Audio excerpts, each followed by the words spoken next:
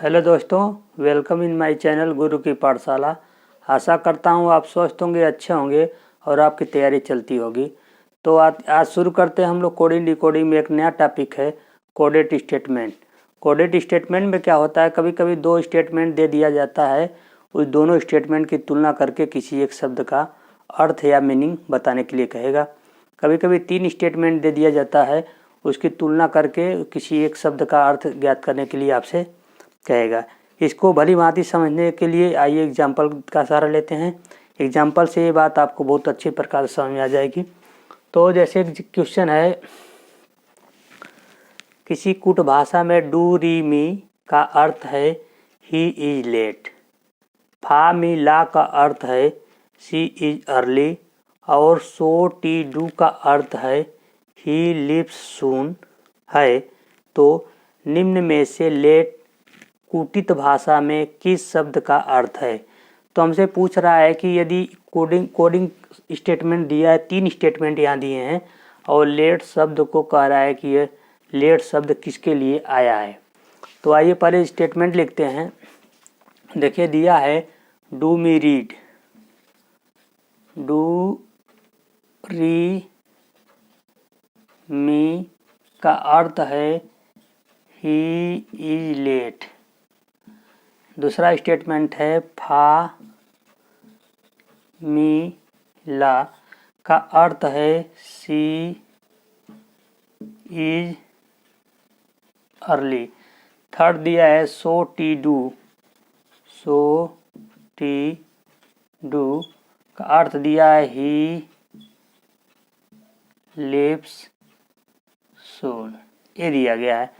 तो देखिए कभी कभी इसमें तीन स्टेटमेंट दिया गया है, फर्स्ट, सेकेंड, थर्ड।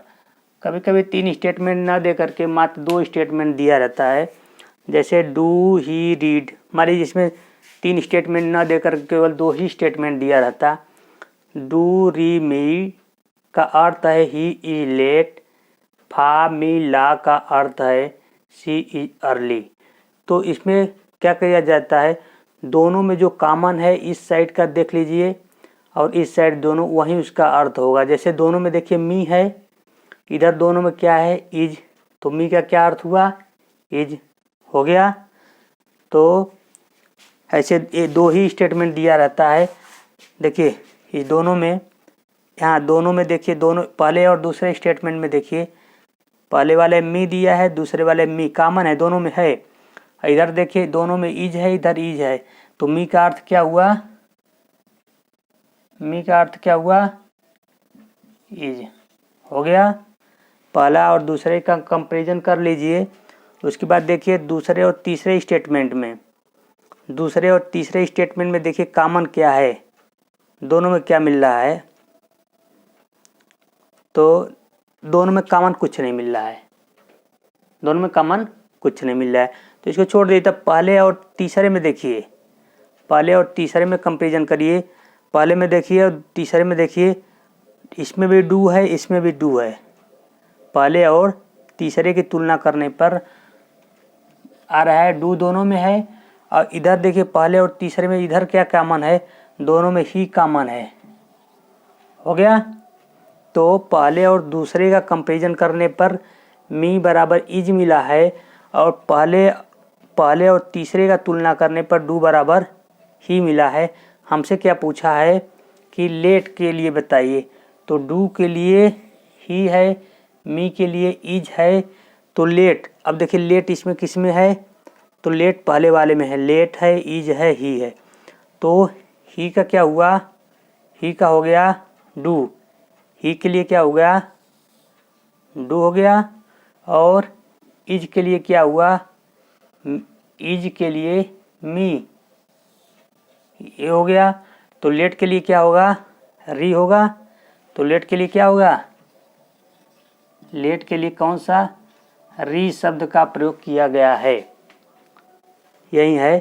तो इसमें कोडेड स्टेटमेंट में क्या होता है, तीन स्टेटमेंट दिया रहेगा या मात्र दो स्टेटमेंट दिया होगा।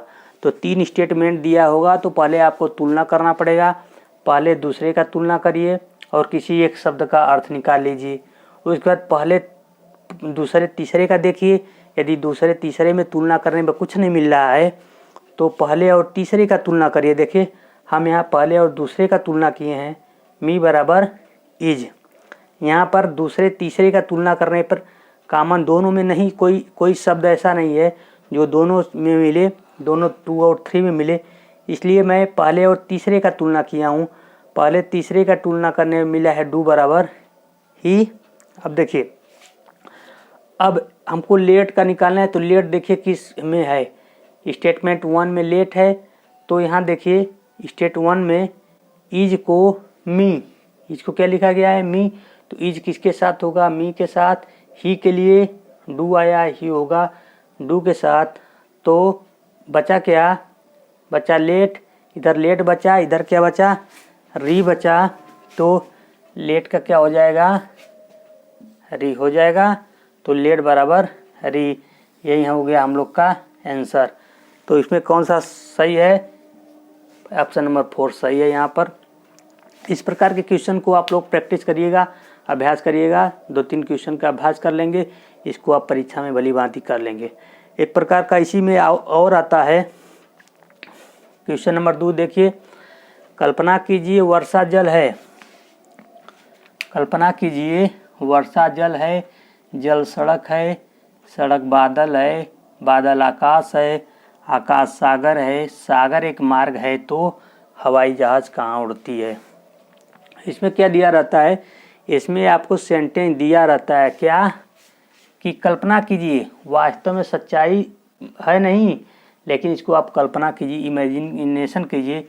वर्षा है तो इसको जल कहेंगे, और जल है तो इसको क्या कहेंगे, सड़क कहेंगे। सड़क को आप बादल कहेंगे, बादल को आकाश कहेंगे। यदि आकाश है तो आकाश को सागर कहेंगे, और सागर को एक मार्ग। ये इंडिकेशन है, संकेत है। तो हवाई जहाज कहाँ उड़ती है, तो आप लोग जानते हैं भली भांति, हवाई जहाज आकाश में उड़ती है।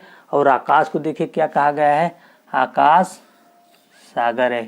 तो इसका उत्तर क्या होगा, आकाश सागर है। तो इस प्रकार से क्वेश्चन आप अच्छे से कर लीजिए, इसका आप प्रैक्टिस करेंगे, अभ्यास करेंगे, तो इसके प्रकार के क्वेश्चन को आप आसानी से कर लेंगे। आज के लेक्चर में बस इतना। बाकी हमारे चैनल को देखते रहिए, लाइक करिए, सब्सक्राइब करिए। धन्यवाद।